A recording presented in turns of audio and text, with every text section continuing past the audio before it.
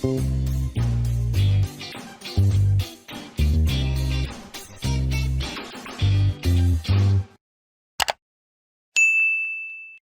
நான் chef Deena. Welcome back to chef Deena's kitchen. இனி நம்ம கிச்சனில் பார்க்க போகிற ரெசிபினா பனானா தோசை எப்படி பண்ணுறது பார்க்க போகிறோம். அதே டைமில் அருமையான ஒரு தேங்காய் பால் அல்வா எப்படி பண்ணுறது பார்க்க போகிறோம். ஃபஸ்ட்டு இந்த பனானா தோசைக்கு தேவையான பொருட்கள் பார்த்தலாமா?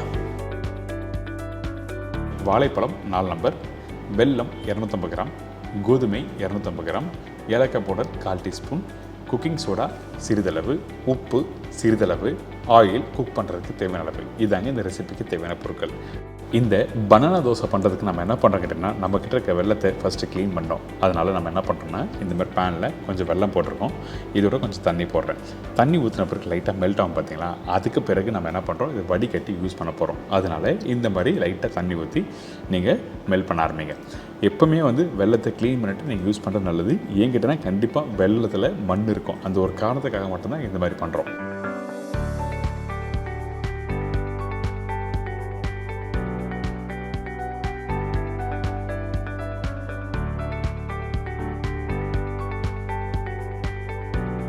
இப்போது ரெடி ஆகிடுச்சு. இந்த மாதிரி பக்குவத்தில் வந்த பிறகு நம்ம என்ன பண்ணுறோம், வடிகட்ட ஆரம்பிக்கிறோம். இப்போது இது ஒரு கம்பி போதும், 2 கம்பி போதும் அப்படிலாம் எதுவுமே இல்லைங்க. ஜஸ்ட் மெல்ட் ஆனால் மட்டுமே போதும்.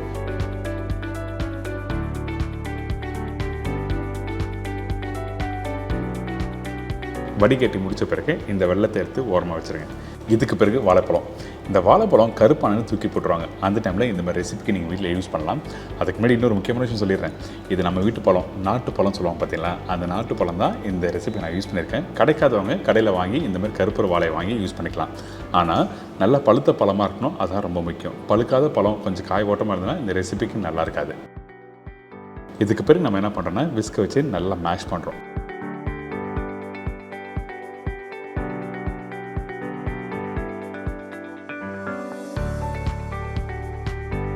மேஷ் பண்ணி முடித்த பிறகு ரெடி பண்ணி வச்சுருக்க வெல்லம் தண்ணி இருக்குல்ல, அந்த வெல்லம் தண்ணியை இதில் ஊற்ற ஆரம்பிக்கிறோம். அதாவது சிரப்பு.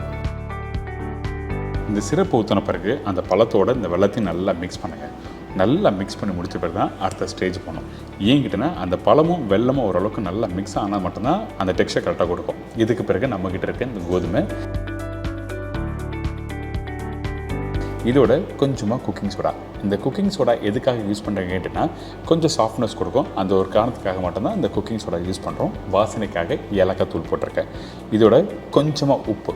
இந்த உப்பு நம்ம இனிப்பு தன்மை நல்லா எடுத்து கொடுக்குறது தான் அந்த உப்பு யூஸ் பண்ணுறோம். நிறைய பேர் உப்பு எதுக்காக யூஸ் பண்ண சொல்லி தெரியாது. அந்த கரெக்டாக ஷார்ப்பான இனிப்பு தன்மை தெரியறதுக்காக மட்டும்தான் உப்பு யூஸ் பண்ணியிருக்கேன். இதுக்கப்புறம் தேவையான அளவுக்கு தண்ணி ஊற்றி நல்லா கரைக்க வேண்டியதான். நீங்கள் நார்மலாக வீட்டில் தோசை மாவு கரைப்பீங்களே, அந்த மாதிரி பக்குவத்தில் கரெக்டாக கரைச்சிருங்க. கொஞ்சம் திக்காக இருந்ததுன்னா நீங்கள் கரண்டியில் எடுத்து நீங்கள் ஊற்றுறதுக்கு கொஞ்சம் கஷ்டமாக இருக்கும். அதனால் முடிஞ்ச அளவுக்கு இந்த மாதிரி பக்குவத்தில் கரெக்டாக நீங்கள் மிக்ஸ் பண்ணி எடுத்துடணும்.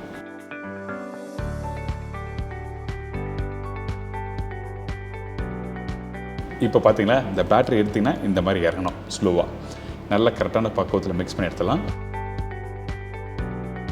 இதுக்கப்புறம் இந்த தோசைக்கல்லில் சீசன் பண்ணுங்கள். நல்லா கொஞ்சம் நெய் போட்ட பிறகு உங்களுக்கு என்ன சைஸில் வேணுமோ அந்த சைஸில் நீங்கள் அழகாக ரவுண்டாக ஊற்றி சாப்பிட்டீங்கன்னா ஒரு சூப்பரான பனானா தோசை அடி. அதே டைமில் இந்த பனானா தோசை குக் பண்ணும்போது கொஞ்சம் மீடியமான ஃப்ளேமில் வச்சு குக் பண்ணணும். இந்த இடத்துல நெய்க்கு பதில் எண்ணெய் யூஸ் பண்ணலாமா கேட்டிங்கன்னா கண்டிப்பாக நல்லா இருக்காது. அதனால தான் நெய் யூஸ் பண்ணியிருக்கேன். இப்போ மேலே கொஞ்சம் நெய் போட்டு இதை அப்படியே திருப்பி போட்டு 2 சைடு நல்லா குக் பண்ணி எடுத்தீங்கன்னா ஒரு அருமையான பனானா தோசை. கண்டிப்பாக உங்கள் வீட்டில் இருக்க குழந்தைங்களுக்கு லஞ்ச் பாக்ஸாக கொடுத்து பாருங்கள். நம்ம வீட்டில் இருக்க குழந்தைங்க கண்டிப்பாக ஒன்று கூட மிஸ் பண்ணாமல் சாப்பிடுவாங்க. போயிட்டு அம்மா சூப்பரான ஃபுட்டு கொடுத்துருக்கம்மா, சூப்பரான ஸ்நாக்ஸ் கொடுத்துருக்கேன்னு சொல்லுவாங்க.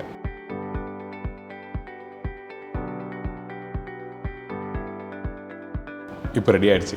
எடுத்து பார்த்தீங்கன்னா நல்லா சாஃப்டாக இருக்கும். சூடு ஆறின பிறகு கூட 1 இல்லை 2 3 4 அப்படி சாப்பிடுவீங்க. அந்தளவுக்கு சூப்பரான ரெசிபி தான். இந்த பேட்டரி இன்கேஸ் கொஞ்சம் அதிகமாகிடுச்சு, இது ஒரு ஸ்நாக்ஸாக சாப்பிட்லான்னு இருந்துச்சுன்னா அந்த டைமில் நம்ம என்ன பண்ணுறோம், இந்த மாதிரி எண்ணெய் கடாய் வச்சு இந்த எண்ணெய் சூடான பிறகு கொஞ்சமாக அழகாக ரவுண்டாக ஊற்றி நீங்கள் ஃப்ரை பண்ணி சாப்பிட்லாம். இது ஒரு ஈவினிங் ஸ்நாக்ஸும் சாப்பிட்லாம். நிறைய பேருக்கு எண்ணெயில் ஊற்றி சாப்பிட்றதும் பிடிக்காது. ஸோ உங்களுக்கு 2 ஆப்ஷன் கொடுத்துருக்கேன். உங்களுக்கு எது பிடிக்குமோ அதுக்கேற்ற மாதிரி நீங்கள் வீட்டில் ட்ரை பண்ணி பார்க்கலாம்.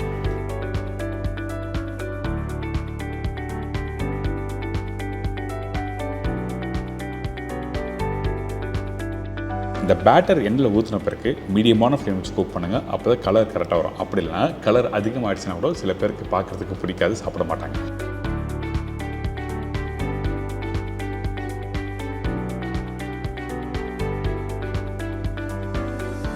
இன்றைக்கி நம்ம கிச்சனில் ஒரு சூப்பரான பனானா தோசை எப்படி பண்ணுறது உங்களுக்கு தெரிஞ்சிருக்கும். இதோட அருமையான ஒரு தேங்காய் பால் அல்வா எப்படி பண்ணுறது பார்க்க போகிறோம். மைதா 250 கிராம், தேங்காய் பெரிய சைஸ் 1 நம்பர், சர்க்கரை 250-300 கிராம், தேங்காய் எண்ணெய் 150 ml, பாதாம் தேவையான அளவு. இதுதாங்க இந்த ரெசிபிக்கு தேவையான பொருட்கள். இந்த தேங்காய் பால் அல்வா ரெடி பண்ணுறதுக்கு நம்ம என்ன பண்ணுறோம், ஃபஸ்ட்டு வந்து மைதா பால் ரெடி பண்ண போகிறோம். அதாவது நம்மக்கிட்ட இருக்க அந்த மைதாவை கொஞ்சம் தண்ணி ஊற்றி நல்லா மிக்ஸ் பண்ணுறோம். அதாவது சப்பாத்திக்கு வீட்டில் மிக்ஸ் பண்ணுவீங்கள அதே மாதிரி பக்குவத்தில் நல்லா மிக்ஸ் பண்ணிவிட்டு இந்த மைதாவை ரெடி பண்ணி வச்சுருக்க இந்த டோவில் கொஞ்சம் தண்ணி ஊற்றி ஊற வச்சு அதுக்கப்புறம் இந்த மைதாலேருந்து பால் எடுத்து அதுக்கப்புறம் தேங்காய் பால் மிக்ஸ் பண்ணி தான் பண்ணுறோம்.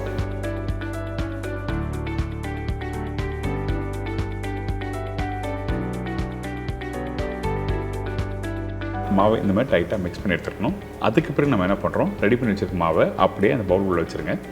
தேவையான அளவுக்கு தண்ணி யூஸ் பண்ணுறோம். அதாவது 3/4 லிட்டர் அளவுக்கு தண்ணி ஊற்றிருக்கேன்.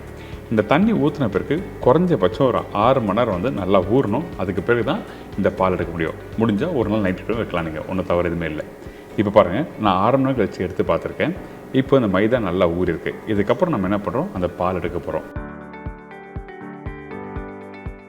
ரொம்ப பக்குவமாக இருக்கணும். அதாவது நீங்கள் விரலை வச்சு மிக்ஸ் பண்ணும்போது மெதுவாக மிக்ஸ் பண்ணணும். அப்போ தான் அந்த பால் நல்லா வரும். அப்படி இல்லைன்னா அந்த மைதா உடைய ஆரம்பிச்சுன்னா உங்களுக்கு பால் கிடைக்காது. அதனால் முடிஞ்ச அளவுக்கு வந்து மெதுவாக மிக்ஸ் பண்ணி எடுக்கணும்.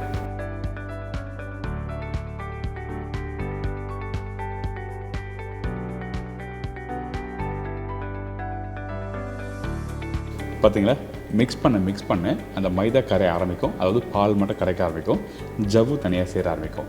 ஸோ இந்த மாதிரி நீங்கள் மெதுவாக நல்லா மிக்ஸ் பண்ணிட்டு இருக்கணும்.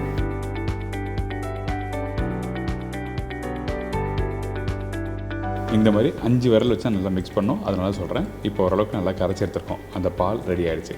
இப்போ நம்ம என்ன பண்ணுறோம்னா அந்த பாலை அப்படி வடிகட்ட போகிறோம்.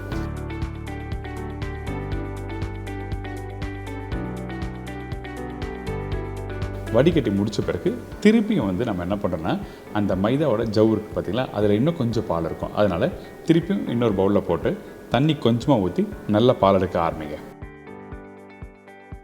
இந்த இடத்துல மைதாக்கு பதிலாக கோதுமை யூஸ் பண்ணலாமா, கண்டிப்பாக யூஸ் பண்ணலாம். விருப்பப்பட்டவங்க நீங்கள் மைதாக்கு பதிலாக ரீப்ளேஸ்மெண்ட்டாக கோதுமையை யூஸ் பண்ணிக்கலாம். இப்போ பார்த்தீங்களா, அந்த பால் எடுத்தாச்சு. அந்த ஜவ்வு மட்டும் எப்படி இருக்கு பாருங்கள். நல்லா கையில் எடுத்தீங்கன்னா உங்களுக்கு ஜவ்வு மாதிரி வரும். இந்த மாதிரி தான் இருக்கும். இதுக்கப்புறம் இந்த ஜவ்வு எடுத்து அவுட் பண்ணிவிட்டு வெறும் பாலை நல்லா வடிகட்டி எடுத்து வச்சுருங்க.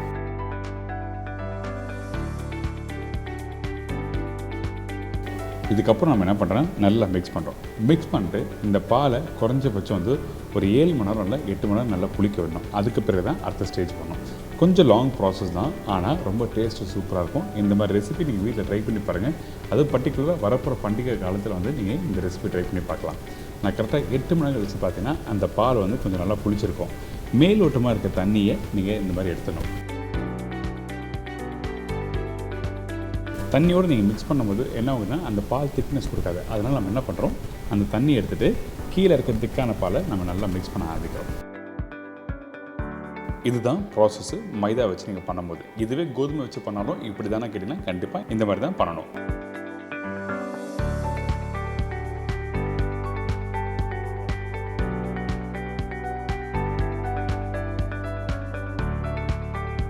இதுக்கப்புறம் நம்ம என்ன பண்ணுறோம், தேங்காய் பால் எடுக்க போகிறோம்.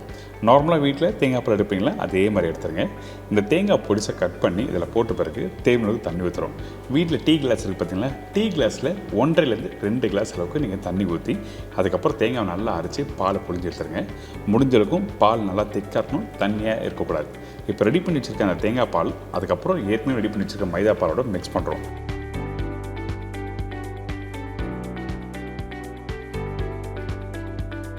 இந்த மாதிரி நல்லா மிக்ஸ் பண்ணிட்டு அதுக்கப்புறம் அடுத்த ஸ்டேஜ் போகலாம்.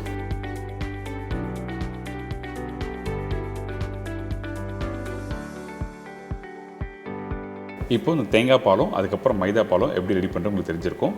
நல்லா மிக்ஸ் பண்ணி முடிச்ச பிறகு நம்ம என்ன பண்ணுறோம், இந்த கடாயில் ஊற்ற ஆரம்பிக்கிறோம். டேரெக்டாக கடாயில் ஊற்றும் போது அடுப்பை ஆஃப் பண்ணிவிட்டு அதுக்கப்புறம் ஊற்றுங்க. சக்கரை போட்ட பிறகு ஆன் பண்ணிக்கலாம். ஏன்னா அடி பிடிக்கிறதுக்கு வாய்ப்பு இருக்கும். அதனால தான் நம்ம என்ன பண்ணுறோம், எடுத்த உடனே அடுப்பை ஆன் பண்ண கூட சொல்கிறேன். இப்போ இதில் சக்கரையும் போட்டிருக்கேன். சக்கரை போட்டு நல்லா மிக்ஸ் பண்ண ஆரம்பிங்க. மிக்ஸ் பண்ண கொஞ்சம் கெட்டியான பக்குவம் வரும். இந்த ஸ்டேஜ், அதாவது கெட்டி ஆகிற ஸ்டேஜில் நீங்கள் கண்டிப்பாக மிக்ஸ் பண்ணிகிட்டே இருக்கணும். அல்வாவை பொறுத்த வரைக்கும் எந்த அளவுக்கு நல்லா மிக்ஸ் பண்ணிடணும் உங்களுக்கு அடி பிடிக்காமல் நல்லா வரும். அப்போ தான் எல்லாமே ஈவனாக மிக்ஸ் ஆகி வரும். ஸோ ஸோ இந்த மாதிரி அல்வா பண்ணுறதுக்கு குறைஞ்சபட்சம் எவ்வளோ நாள் டைம் எடுக்கும் பார்த்தீங்கன்னா, இந்த குவான்டிட்டிக்கு கரெக்டாக ஒரு 20 நிமிஷம் டைம் எடுக்கும் குக் பண்ணுற பக்குவம். அதுக்கு முன்னாடி பண்ணுற ப்ராசஸில் உங்களுக்கு புரிஞ்சிருக்கும். இப்போ பார்த்தீங்கன்னா இந்த பால் கொஞ்சம் கெட்டியாகுது பார்த்தீங்கன்னா, இந்த மாதிரி தான் கெட்டியாகும். இதுக்கப்புறம் ரொம்ப ரொம்ப கவனமாக இருக்கணும், நல்லா மிக்ஸ் பண்ணிகிட்டே இருக்கணும். மிக்ஸ் பண்ண இந்த மாதிரி கெட்டியான டெக்ஸ்சர் வந்துடும்ல. இந்த டெக்ஸ்சர் வந்த பிறகு தான் நம்ம என்ன பண்ணுறோம், இந்த இடத்துல தேங்காய் எண்ணெய் யூஸ் பண்ண போகிறோம்.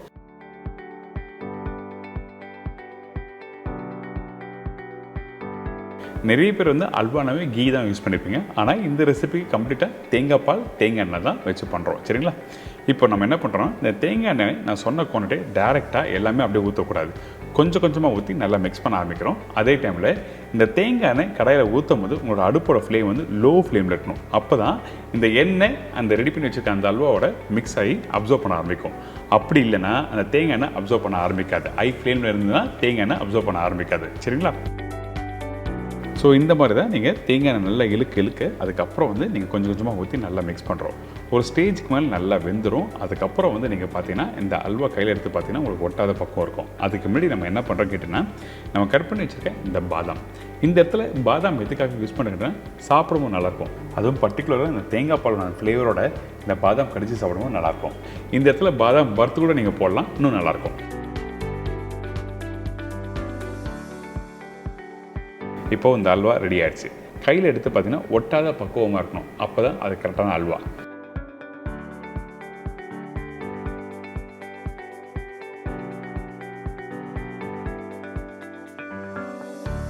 இதுக்கு பிறகு பார்த்தீங்கன்னா ரெடி பண்ணி வச்சுருக்க அந்த அல்வாவை அப்படியே ஒரு ட்ரேயில் செட் பண்ணி கட் பண்ண போகிறோம்.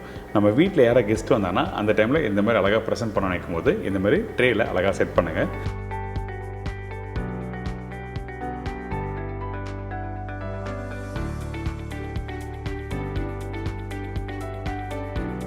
அதுக்கப்புறம் அந்த ட்ரேவை டீமோல்ட் பண்ணுறோம். டீமோல்ட் பண்ணுறதுக்கு முன்னாடி குறைஞ்சபட்சம் ஒரு 1/2 hour ரெஸ்ட் விட்டுடணும். அதுக்கப்புறம் தான் டீமோல்ட் பண்ணி இந்த மாதிரி கட் பண்ணி ப்ரெசென்ட் பண்ணி சாப்பிட்லாம்.